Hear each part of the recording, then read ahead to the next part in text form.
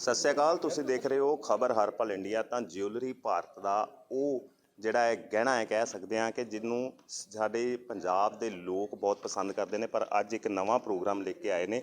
Sir, ਪਹਿਲੇ ਤਾਂ ਅਸੀਂ ਜਾਣਨਾ ਚਾਹਾਂਗੇ कि GJC ਕੀ ਹੈ। ये All India Gem and Jewellery Domestic Council है जो 2005 में बनी है और हम सरकार और इंडस्ट्री के बीच में एक पुल का काम करते हैं। जितने भी पॉलिसी डिसीजंस सरकार के होते हैं उस मैटर में हम सरकार और इंडस्ट्री के साथ में मिलकर उसका किस तरह से उसका रिजोल्यूशन किया जाए और किस तरह से उसको एक्टिव रूप से आगे बढ़ाया जाए। आप देख सकते हैं कि हॉलमार्किंग का जो ये पूरे हिंदुस्तान में जो मैंडेटरी हुआ है उसमें जीजेसी का बहुत बड़ा रोल था। जिस तरह से जीएसटी जब लाया गया तो ज्वेलरी में क्या जीएसटी का रेट करना है वो सरकार के साथ में बैठ के हमने निर्धारित किया। तो जो ज्वेलरी के जो जीएसटी का रेट है वो रेट जीएसटी के किसी स्लैब में नहीं है, एक अलग से नया रेट है। तो हम सरकार के साथ मिलके, ज्वेलर्स के साथ मिलके एक दूसरे की तकलीफ़ों को एक दूसरे के सामने रखकर जो बेस्ट डिसीजन हिंदुस्तान के लिए होता है उसको हम आगे बढ़ाते हैं। ये हमारा मुख्य उद्देश्य है।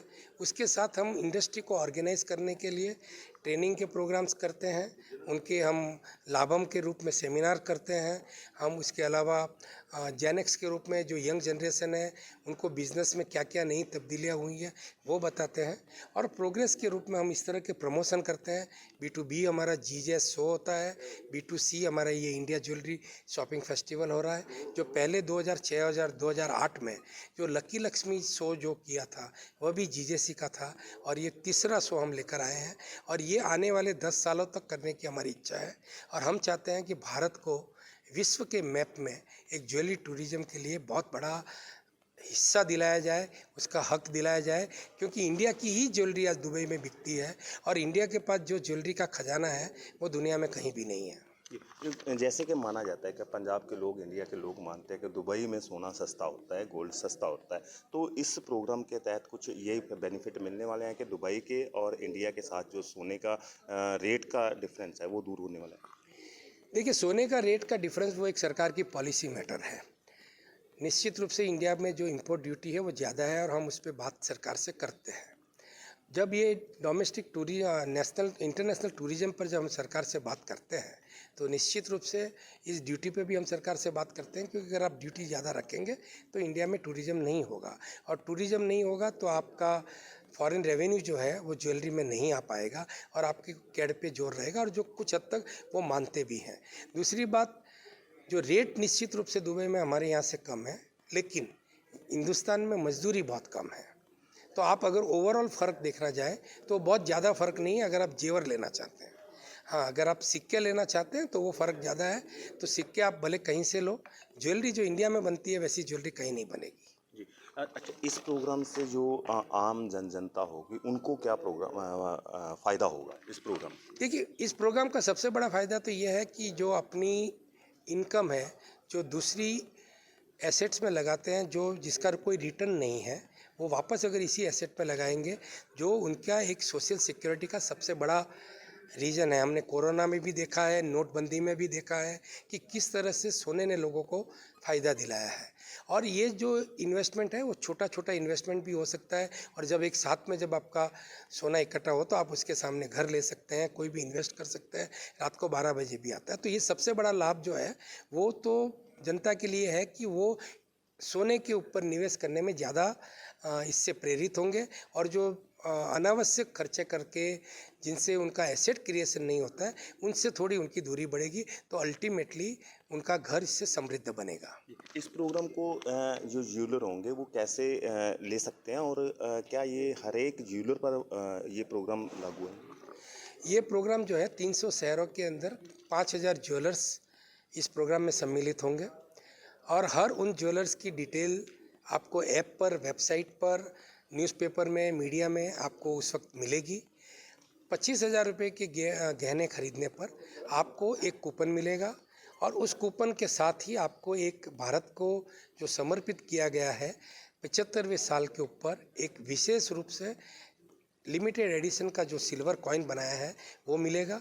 और साथ ही उनको 25 ग्राम के सोने के सिक्के, 1-1 किलो के सोने की सिल्लियाँ, 10-10 लाख के, 5-5 लाख के, 2-2 लाख के जेवर और डायमंड के जड़े हुए सोने के सिक्के, ये सभी इनाम के रूप में उनको मिलेंगे।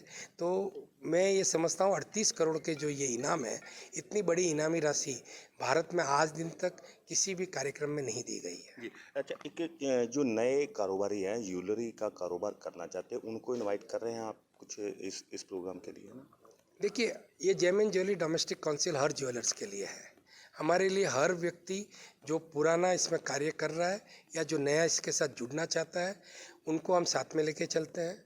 हम सरकार के साथ मिलकर, जीजेपीसी के साथ मिलकर स्किल काउंसिल के भी प्रोमोटर्स हैं और स्किल काउंसिल के माध्यम से हम वर्कशॉप्स चलाते हैं, लोगों को बताते हैं कि किस तरह से आप सेल्फ एम्प्लॉयड बन सकते हैं बिना किसी, अगर आप ज़्यादा पढ़े लिखे नहीं हैं तो स्किल के माध्यम से किस तरह से आप महीने का 60-70 हज़ार से 1 लाख रुपया आप कमा सकते हैं और बिल्कुल रेस्पेक्टेबल तरीके से कर सकते हैं।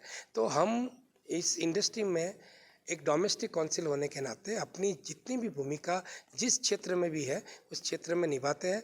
हर एक व्यक्ति का स्वागत है, जो नया जुड़ता है उसका भी स्वागत है, जो पुराने हैं उनका भी स्वागत है।